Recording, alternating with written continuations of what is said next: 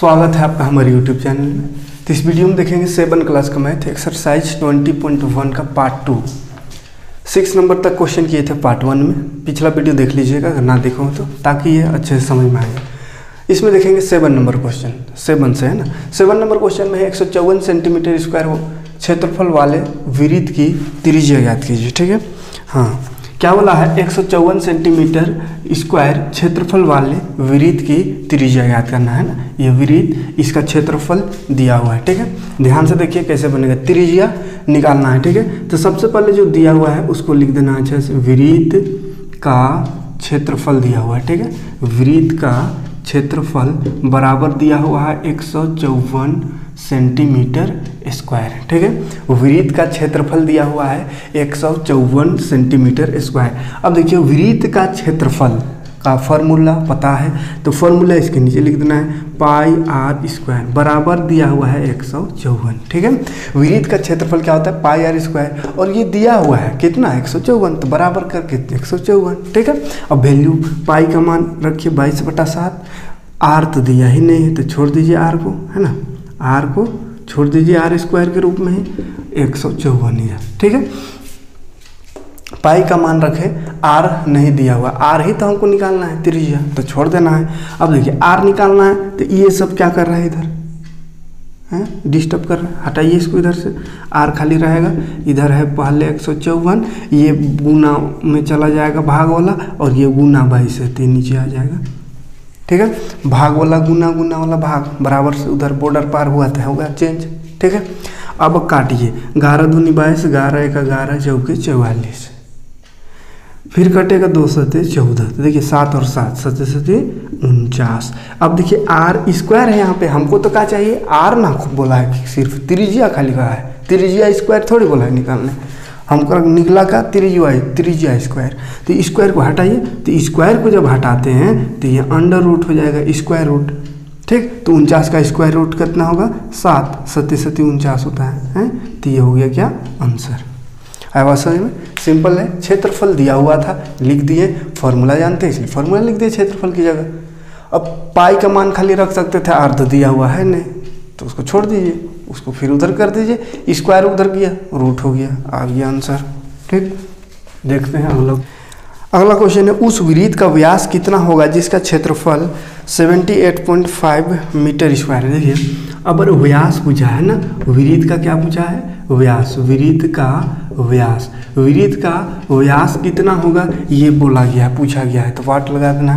वृत्त का क्षेत्रफल दिया हुआ है, वृत्त का क्षेत्रफल, वृत्त का क्षेत्रफल दिया हुआ है 78.5 मीटर स्क्वायर। यहाँ बोल दिया पाई का मान रखने के लिए 3.14। ठीक है, देखिए बोला है उस वृत्त का व्यास कितना होगा जिसका क्षेत्रफल 78.5 है ना, 78.5 मीटर स्क्वायर है। ठीक, तो देखिए सेम क्वेश्चन उसी की जैसा है, तो फिर वही करेंगे, वृत्त का क्षेत्रफल दिया हुआ है तो लिख दीजिए क्षेत्रफल जो दिया हुआ है उसको। ठीक, क्षेत्रफल का फॉर्मूला जानते हैं तो लगा दीजिए फॉर्मूला, फिर ये रहने दीजिए उसको।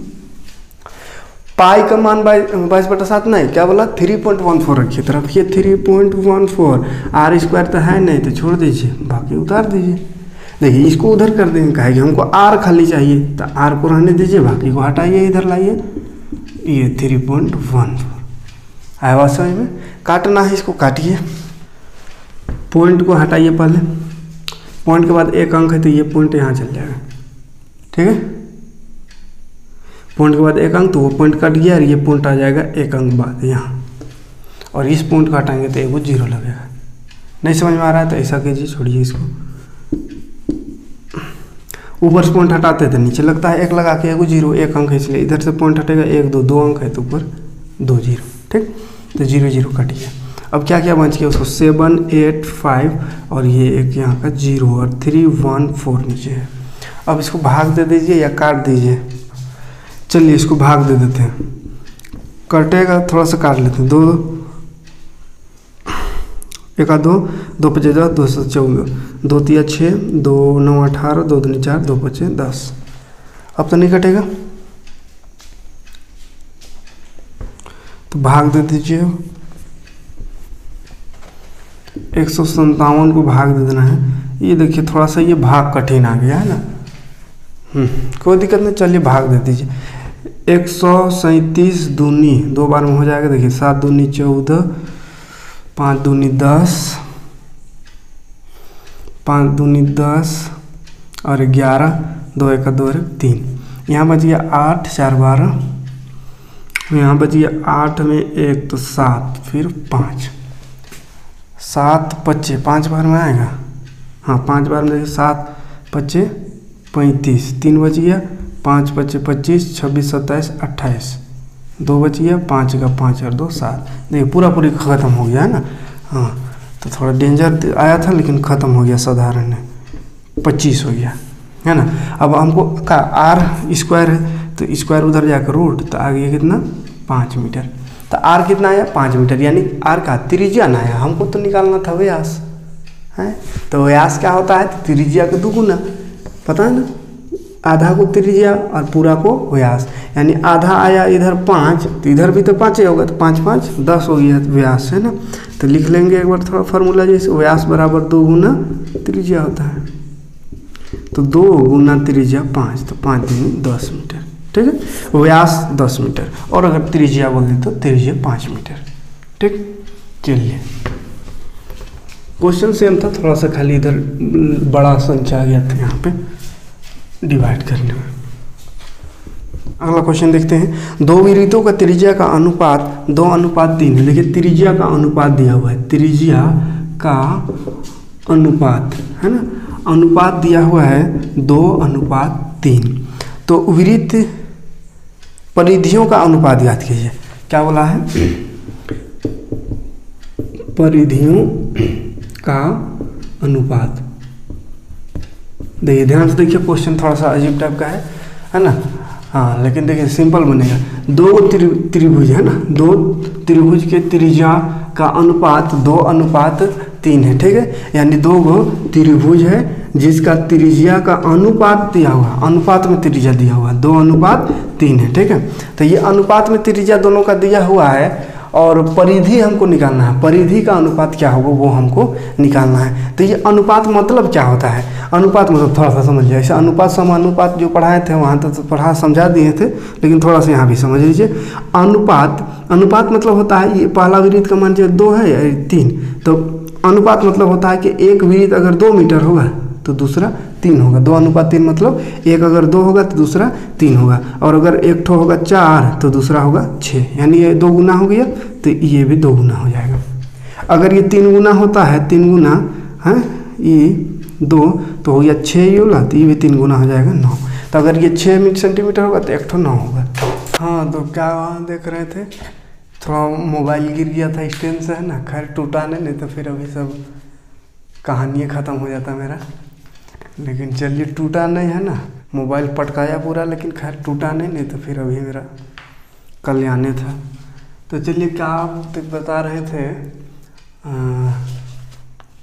हाँ त्रिज्या का अनुपात है। अनुपात मतलब क्या कि अगर ये 2 है तो ये 2 3 रहेगा, ये 4 तो वो 6, ये 6 तो वो 3, यानी ये जितना गुना वो उतना गुना होते जाएगा। लेकिन ये फिक्स पता नहीं है कि कितना है, पहला त्रिज्या 2 है और दूसरा 3 है, कि पहला 4 है दूसरा 6 है, पहला 6 दूसरा कितना है पता नहीं है, ठीक है। तो देखिए कैसे पता करेंगे, पता नहीं है, बस अनुपात हमको पता है कि इस अनुपात में यानी जो भी होगा ना तो ये इस तरह का गुना होते जाएगा 2 और 3 से, ठीक है। तो देखिए जब भी अनुपात में दिया हुआ रहे तो उसको मान लेना है, x लगा देना, दोनों में x लगा लेना है, ठीक है। क्या करना है, माना पहला वृत्त का त्रिज्या ना, पहला वृत्त का त्रिज्या बराबर 2x, ठीक है।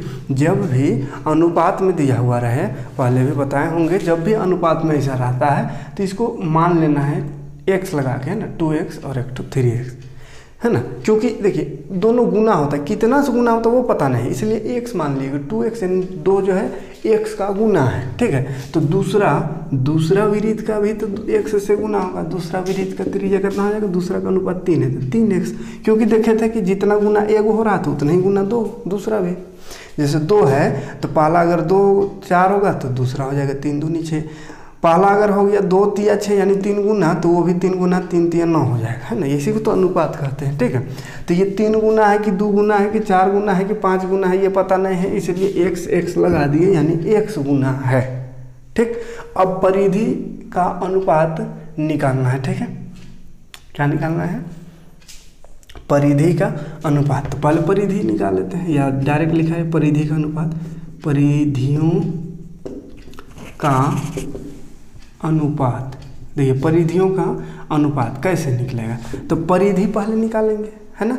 परिधियों का अनुपात के लिए क्या करेंगे? पहला वृत्त का परिधि बटा कर लगा देंगे क्या? दूसरा वृत्त की परिधि, है ना।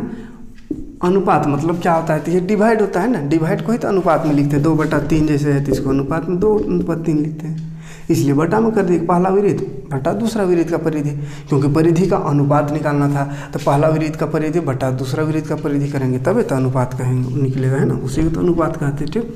तो देखिए पहला वृत्त का परिधि फार्मूला होता है 2πr, ठीक है। परिधि का तो फार्मूला 2πr होता है, तो इसको मान लीजिए r1 और इसको मान लेते हैं 2πr2, दूसरा वाला है ना, ये वाला को r1 मान लेते हैं, इसको r2, 2 है इसलिए, ठीक है। देखिए 2π कट गया है। अब r1 कितना है? वैल्यू रखिए, r1 कितना है? 2x बाई r2 कितना है? 3 है। देखिए x भी तो कट गया, तो क्या बच गया? 2/3, यानी 2:3। ये तो क्वेश्चन में आ गया है, मतलब त्रिज्या जितना अनुपात है उतना ही अनुपात उसका परिधि भी होगा, 2:3, ठीक है। कोई दिक्कत नहीं, देख लेते हैं क्वेश्चन में आ गया तो सही गलत, हाँ ठीक है। आया बात समझ में? तो देखिए मत सोचिए कि क्वेश्चन में आ गया तो गलत है, हैं? ये ठीक है, ऐसे ही निकलेगा। अब कट उठ के वही आ गया तो क्या करें, यही ठीक आंसर यही होगा, ठीक है। देखते हैं अगला क्वेश्चन। याद रखिएगा अनुपात जब भी रहे तो x लगा के और आगे बढ़ जाएंगे क्वेश्चन के अनुसार, तो निकल जाएगा। विरेताकार फूलों की क्यारी जिसका व्यास 21 मीटर है, ठीक है। व्यास को d लिखते हैं शॉर्ट में, तो लिख दे रहे d 21 मीटर, ठीक है। फूल का क्यारी 21 मीटर d व्यास का है। इसके चारों ओर 3 चक्कर में रस्सी का बाड़ लगाना है। 3 चक्कर है ना, फूल का क्यारी से गोलाकार है तो इसमें 3 चक्कर लगाना है, और रस्सी है ना, कितना चक्कर? 3 चक्कर। 3 चक्कर रस्सी का की बाड़ लगाना है। 5 रुपये प्रति मीटर की दर से खर्चा निकालना है। 5 रुपया प्रति मीटर की दर से, है ना, दर दिया हुआ है 5 रुपये प्रति मीटर। 1 मीटर का 5 रुपये खर्चा है। देखिए समझिए थोड़ा सा क्या करना, कहा है डायमीटर इसका 21 है, एक विरेताकार क्यारी है फूलों का, ये डायमीटर मतलब पूरा है, यहाँ से यहाँ तक कितना है? 21, ठीक है। डायमीटर 21 है। इसमें बोला है 3 चक्कर बाड़ लगाना है, ठीक है। ये क्यारी में 3 चक्कर ऐसा 3 बार तार से घेरना है, ऐसा 3 चक्कर, ठीक है। तो वो तार 3 चक्कर घेरेंगे तो कितना लंबा तार लगेगा उसको पहले निकालना होगा, तब फिर 1 मीटर का 5 रुपया है तो उसके हिसाब से खर्चा निकाल देंगे। जैसे अगर 10 मीटर तार लगेगा तो 10 मीटर का कै रुपया हो जाएगा? 1 का 5 तो 10 का 50 रुपया। 20 मीटर होगा तो कितना? 100 रुपया। 5 से गुना कर देंगे ना, 1 मीटर का 5 रुपया दिया हुआ है। आया बात समझ में? तो पहले क्या निकालेंगे? वो जो रस्सी गोल गोल घुमाएंगे या तार का चीज़ बांधना है, घेरना है प्रति मीटर, चलिए ना, तार या रस्सी, हाँ रस्सी को, तो रस्सी जो घुमाएंगे, रस्सी का जो घेरा लगाएं, वो रस्सी कितना लंबा रहेगा उसको निकालना होगा, है ना। कितना लंबा रस्सी का ज़रूरत पड़ेगा, तब उसको फिर खर्चा से गुना कर देंगे, निकल जाएगा खर्चा, ठीक। तो कैसे निकलेगा? देख, ये किनारों की बात हो रही है, ये बॉर्डर, तो इसको क्या बोलते हैं? वृत्त है, तो वृत्त का क्या कहते हैं? उसको परिधि ना कहते हैं, क्या कहते हैं? परिधि। वृत्त का परिधि, ठीक है। किनारों की जहाँ बात है तो परिधि बताए थे, अंदर की बात आता है, इसमें फूल लगाने की बात आता है तो उसको क्षेत्रफल निकालते हैं, ठीक है। लेकिन किनारा घेरने की बात है, मतलब क्या निकालना है? वृत्त का परिधि। तो वृत्त का परिधि निकालेंगे तो 1 चक्कर, एक बॉर्डर पूरा 1 चक्कर का पता चल जाएगा कि कितना मीटर है, ठीक। तो वृत्त का परिधि का फॉर्मूला 2πr, तो 2π का मान 22/7 r में देखिए समस्या है, यहाँ d दिया हुआ है मतलब व्यास, r नहीं दिया हुआ है। और व्यास क्या होता है? त्रिज्या क्या होता है? व्यास का आधा, है ना। व्यास दिया होगा, व्यास का आधा त्रिज्या होता है, तो त्रिज्या में क्या लिखेंगे, व्यास 21 है, इसका आधा है ना 21/2, ध्यान दीजिएगा इसको, है ना, या यहीं पे निकाल लीजिएगा r बराबर d/2, तो r बराबर हो गया d21/2, कटेगा नहीं, छोड़ देना है यहीं पे, ठीक है। तो ये रखिएगा, है ना। अब काटिए यहाँ पे 7 तिया 21, 2 और 2 कटा, तो देखिए 22 तिया कितना 66, तो 66 मीटर आ गया का चीज़ परिमाप, इसका किनारा ये होला, ये यानी यही ना घेरना है, तो एक बार घेरेंगे तो कितना मीटर लगेगा, 66 मीटर एक चक्कर में, ये पता चल गया। लेकिन लगाना 3 चक्कर है, ठीक है, 3 चक्कर, कितना चक्कर, 3 चक्कर, है ना, 3 चक्कर के लिए कितना रस्सी की ज़रूरत पड़ेगी उसको निकाल लेंगे, है ना। 3 चक्कर के लिए रस्सी 66 गुना 3 कर देंगे, एक चक्कर में 66 मीटर, तो 3 चक्कर में 66 गुना 3 हो जाएगा, तो 6 या 18, 6 या 18 19, 198 मीटर रस्सी लगेगा। अब खर्चा निकालिए, ठीक है, खर्चा कितना होगा, तो खर्चा दिया हुआ है 1 मीटर का 5 रुपया, ठीक, तो कितना मीटर आया 198 मीटर, तो इसका कितना हो जाएगा 5 गुना 198, गुना कर दीजिए, 5 अट्ठे 40, 5 9 45 और 4 49, 5 का 5 और 4 9, तो 990 रुपया खर्चा लगेगा इसको 3 चक्कर घेरने में, ठीक है। आया समझ। 12 नंबर, 5 मीटर व्यास वाले कुआं के चारों ओर 140 प्रति मीटर की दर से जगत का घेरा निर्माण कराना है। निर्माण में कुल खर्चा याद कीजिए। देखिए इसमें भी व्यास दिया हुआ है, व्यास को डी लिखते हैं तो लिख दे रहे हैं डी, 5 मीटर, एक कुआं है, ठीक है, कुआं का व्यास दिया हुआ है, ठीक है, कुआं है, इसका व्यास यानी ये 5 मीटर दिया हुआ है। अब बोला इसके चारों ओर 140 रुपये प्रति मीटर के दर से घेरना है ना, दर दिया हुआ है कितना 140 रुपया प्रति मीटर, मान 1 मीटर में 140 रुपया लग रहा है। देखिए सेम क्वेश्चन हो, वो फूल का कियारी की क्या था, ये कुआं है, तो कुआं भी गोल है, वृत्ताकार कुआं, तो इस कुएं को घेरना है, गोल गोल घेरना है, तो इसका खर्चा घेरने का दिया हुआ है 140 रुपया प्रति मीटर, उसका खर्चा 5 रुपया था, इसका ज़्यादा खर्चा है, इसको ईंट से जोड़ रहा होगा, वो रस्सी था इसलिए 5 रुपया खर्चा था 1 मीटर का। तो पहले तो निकालना पड़ेगा ना कि कितना ये किनारा कितना है ना, मतलब क्या किनारों की बात हो रही है, मतलब क्या निकालना, परिधि निकालना होगा, तो निकाल दीजिए वृत्त की परिधि बराबर 2 पाई आर, तो 2 पाई का मान 22/7, ठीक है, 22/7, आर कितना है, ये तो 5 है, व्यास इसका आधा, ठीक, काटिए 2 और 2 कटेगा, बाकी गुना करिए नहीं कटेगा, 5 दूनी 10, 5 दूनी 10 और 11/7, इतना मीटर आ गया इसका परिमाप, ठीक है। रहने दीजिए, अभी भाग भी दे सकते, बाकी रहने दीजिए, अभी और काम करना, लास्ट में उसको भाग देंगे, ठीक है।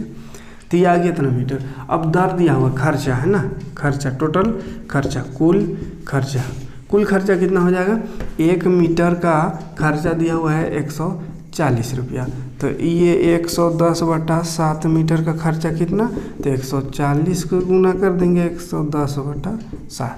अब काटिए 7 दूनी 14, 7 0 0, अब गुना कीजिए 11 दूनी 22 और 2 0, तो 2200 रुपया खर्चा लगेगा उस कुआं को घेरने में, ठीक है। तो इतना ही इसमें देखते हैं, है ना, और एक वीडियो बनेगा इसका, हाँ एक वीडियो और बनेगा, उसके बाद ये ख़त्म हो जाएगा, तो मिलते हैं नेक्स्ट वीडियो में।